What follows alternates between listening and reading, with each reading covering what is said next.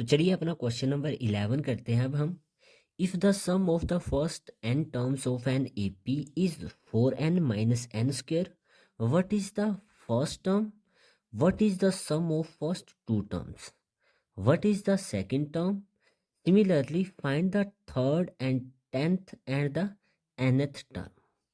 हमें यहाँ पे बोला गया है कि जो सम है फर्स्ट n टर्म्स का वो है 4n माइनस n स्क्वेयर। ये हमें एक इक्वेशन दी गई है।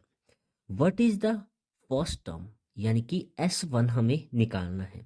What is the sum of first two terms, first two term का सम यानी कि S2 भी हमें फाइंड करना है। What is the second term, second term हमें निकालनी है यानी कि A2 भी हमें निकालना है। सिमिलरली हमें थर्ड टर्म निकालनी है, 10th टर्म निकालनी है और nth टर्म निकालनी है। इसमें हमें काफ़ी टर्म्स निकालनी पड़ेंगी। तो सबसे पहले हमें सम ऑफ n टर्म्स दिया गया है 4n माइनस n स्क्वेयर। इसे लिखेंगे हम Sn हमें दिया गया है 4n minus n square. What is the first term यानी कि S1 निकालना है हमें। तो S1 कैसे निकलेगा? अब ये जो हमें इक्वेशन दी गई है इसमें अगर मैं n की जगह 1 पुट कर दूं तो मेरी फर्स्ट टर्म यानी कि S1 का सम आ जाएगा। तो put n is equal to 1, तो एस n की जगह आ जाएगा 1 इज इक्वल टू 4, n की जगह आ जाएगा 1 माइनस 1 का स्क्वायर, 4 1 जा 4 माइनस 1 का स्क्वायर आ जाएगा 1। तो S1 मेरे पास यहाँ पे आ जाएगा 4 माइनस 1 3। नेक्स्ट है what is the sum of first two terms, first two term का सम निकालिए। तो सिंपल यहाँ पे मैं n की जगह अब क्या पुट करूंगा 2, put n is equal to 2। तो एस n की जगह आ जाएगा 2 इज इक्वल टू 4, n की जगह 2 माइनस 2 का स्क्वायर, 4 2 जा 8 माइनस 2 का स्क्वायर यानी कि 2 2 जा 4, 8 माइनस 4 ये आ जाएगा 4। तो S2 कितना आ गया मेरे पास 4। क्लियर इतना क्वेश्चन। अब आगे है what is the sum of first two terms, ये हमने निकाल लिया। What is the second term यानी कि मुझे फाइंड करना है A2। अब देखिए A2 हम यहाँ से कैसे फाइंड कर सकते हैं, उसके लिए एक सिंपल सा एग्जांपल लेते हैं। सबसे पहले हम मान लीजिए हमें एक AP दी गई है 1 3 5 7 अप टू सो ऑन। ये हमारी फर्स्ट टर्म होती है, ये सेकंड टर्म, ये थर्ड और ये फोर्थ। अगर कोई मुझे बोले कि फर्स्ट टर्म का सम क्या है यानी कि S1 क्या है, तो फर्स्ट टर्म का सम कितना होगा 1 ही है टोटल, तो इसका सम भी कितना होगा 1 होगा। तो S1 जो है और A1 दोनों बराबर होते हैं, दोनों ही हमारी फर्स्ट टर्म होते हैं। अगर कोई मुझे बोले सम फर्स्ट टू टर्म का निकालो, तो वो मैं कैसे निकालूंगा, first term plus second term को प्लस करूंगा तो कितना आ जाएगा मेरा यहाँ पे S2, 1 + 3 आ जाएगा 4। इतना क्लियर है। अब यहाँ पे छोटी सी चीज समझना कि A2 कैसे निकालूंगा। अगर बाई चांस से मेरे पास S1 दिया है और S2 दिया है तो मैं A2 कैसे निकालूंगा। देखिए A2 कैसे निकलेगा मेरा, ये है हमारे पास फर्स्ट टू टर्म का सम 4, ठीक है।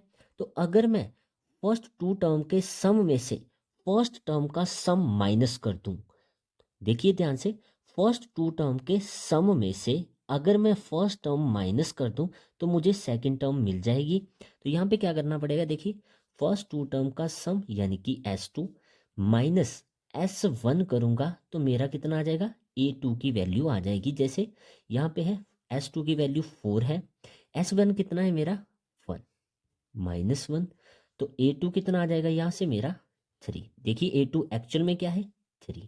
तो ऐसे हमने यहाँ पे सेकंड टर्म अपनी निकालनी है। क्लियर हो गया होगा ये।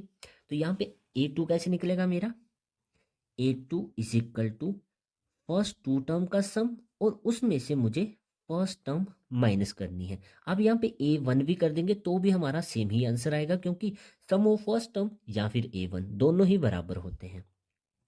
तो S2 है मेरे पास 4 माइनस S1 है मेरे पास 3।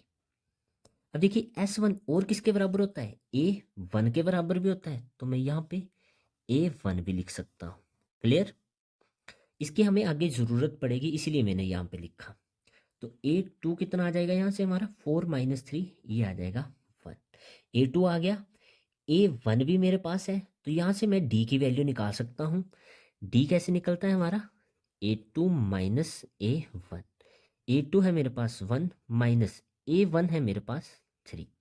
1 माइनस 3 ये आ जाएगा माइनस का 2। तो D यानी कि कॉमन डिफरेंस कितना आ गया मेरे पास, माइनस का 2। अब देखिए मुझे फाइंड और क्या करना है, फाइंड द थर्ड टर्म, यानी कि मुझे निकालना है A3। A3 कैसे निकालते हैं हम, A प्लस 2D के द्वारा। A हमने अभी पीछे निकाला, 3 के बराबर है, प्लस 2 और D की वैल्यू इसमें पुट कर देंगे।